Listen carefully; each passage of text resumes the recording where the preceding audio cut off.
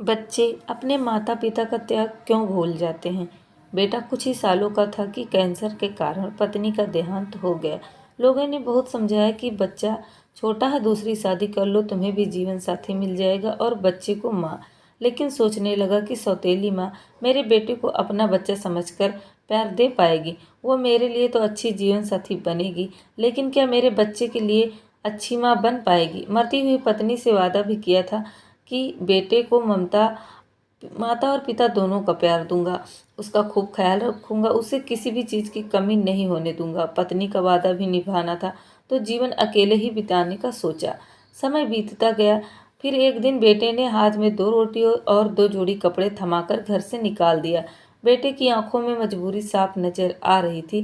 क्या करता बेचारा। रात में बहू ने कहा था, अब इस घर में या तो मैं रहूंगी या तुम्हारे पिताजी।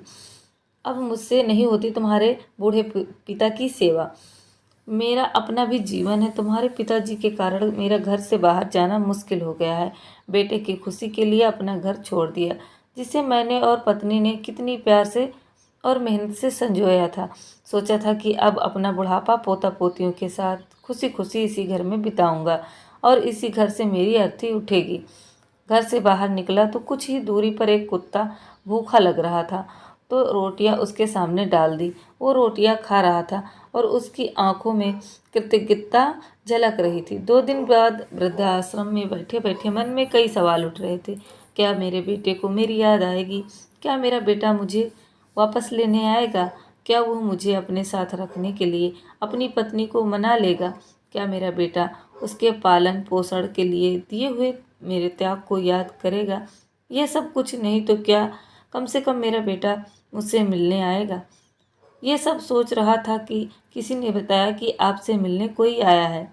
खुशी से बाहर की ओर दौड़ लगाई। हाथे कांपते दरवाजे तक गया तो आश्चर्यचकित रह गया कि आंखों में कृतज्ञता के प्रतिज्ञा के भाव लिए वही कुत्ता जुबान बाहर निकालकर अपनी पूंछ हिला रहा था।